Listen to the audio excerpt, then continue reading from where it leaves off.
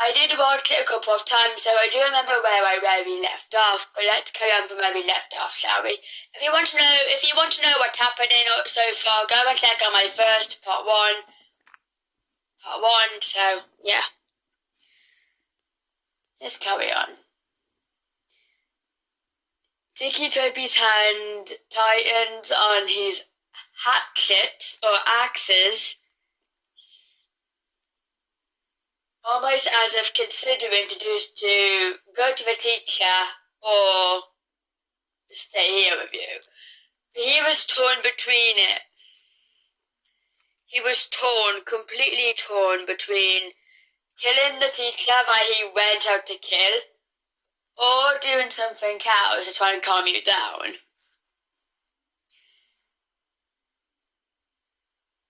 You could see him trying to hold his stern expression.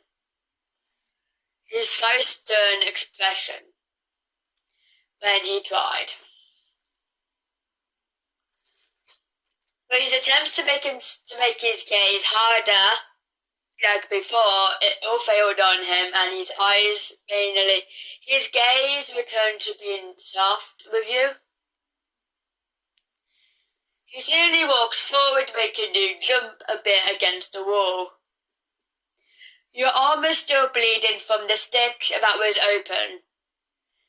The man in the white figure that you only can presume is Jeff, the one that Ticci Toby was talking about a few minutes back, looked at you with almost a bored expression. He was about to say something, but Ticci Toby cut him off. Ticci Toby said, "Maybe we should go. Maybe you should go." His status made it almost impossible to manually see through what he was trying to do. You still felt the fear, but a little bit more confusion and fear now. You did try to stop him, manually. You noticed the cut on his hand leaking through his glove, the blood leaking through his glove. You gazed at it, and then Ticci Toby glanced at the blood on your shoulder, almost as if you were recognizing that each other's are hurt. With a few minutes later, a nurse teacher walked down the corridor. Ticci Toby, the white guy on the ceiling, Jeff, and you all jumped at the sound of your dog approaching. Jeff went back onto the roof and jumped off somewhere. You could hear his feet touching the ground outside. Ticci Toby only stayed with you and stared into your eyes. After a few minutes, the footsteps stop. You and Ticci Toby both stared at each other still, almost as if considering the next move. You tried to say something, but you were still too scared to say anything. Ticci Toby ended up panicking slightly. His shoulders tensed, as if wondering what to do, like he's in a rock and a hard place. The concern crosses your face with the concerned thing. You fall more against the wall as you start feeling lightheaded, and the blood from your shoulder drumps onto the floor. Ticci Toby could see that what you were feeling lightheaded. He was also starting to feel lightheaded, almost as if something was approaching, or someone was approaching.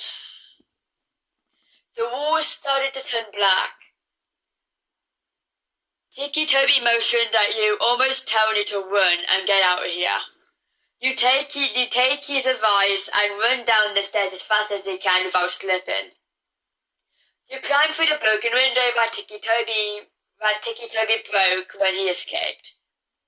You keep running and you eventually end up back home. You used to escape school a lot, so you end up knowing your way back.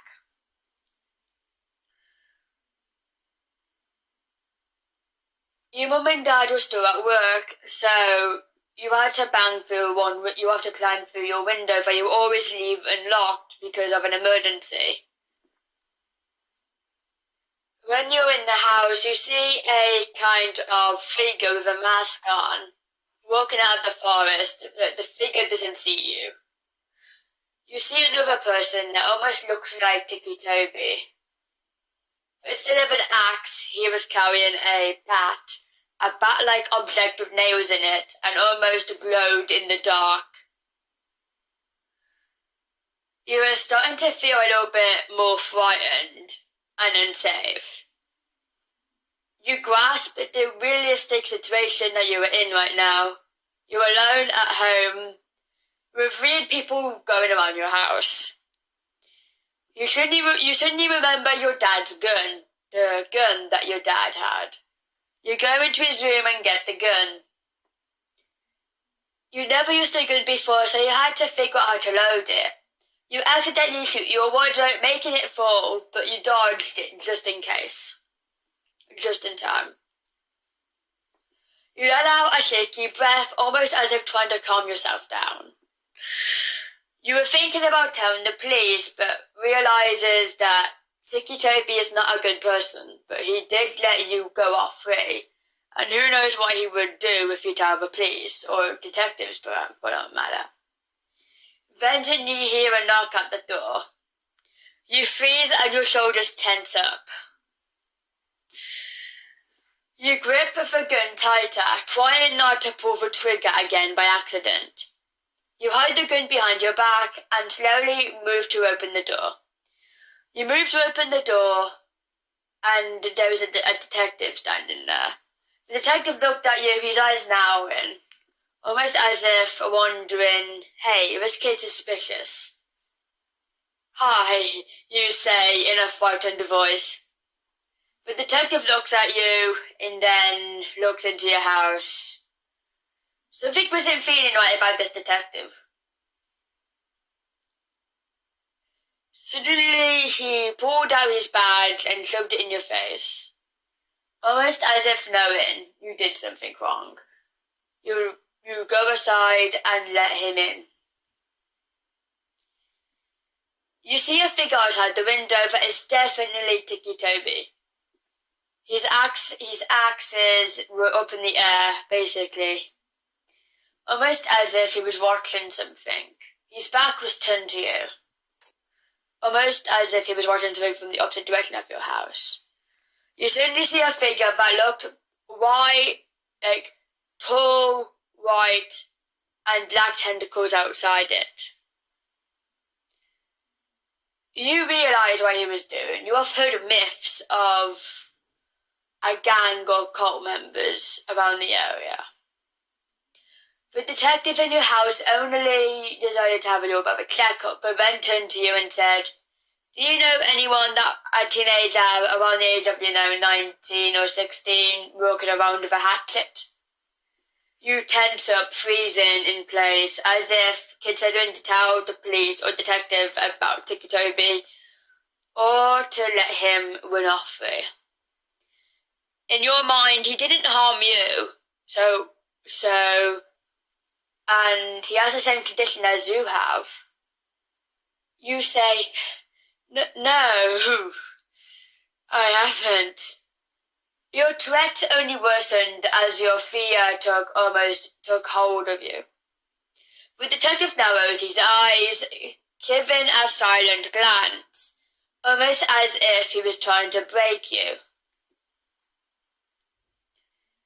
You looked around the living room nervously and refusing to meet his gaze. You kept the gun behind your back and then slid it into a drawer, and then moved over to a drawer and carefully slid the gun in. You knew if you got caught with a gun, you'd be sent to juvie. Or maybe that's just your parents that told you that. Because they are very liars sometimes, you wonder. You suddenly hear a bang coming from the other side of the forest. Both you and the detective's heads turn towards the noise. You tense up, wondering, was it Ticci Toby, or was it another figure, or some of the other things, people that you saw? A knife came hurling at your house, banging through the window and almost hitting you in the head when you dodged. You dodged to the side, luckily avoiding the knife.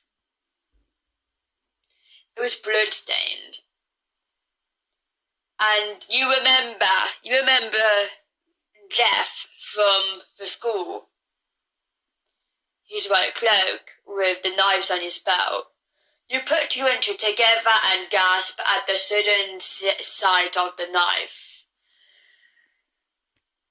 You try your best not to freak out or show any fear with the detective.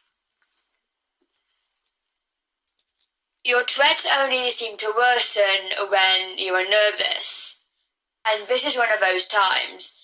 But besides from the scaredness, you could also feel a sense of comforting, as if someone was trying to comfort you through it all.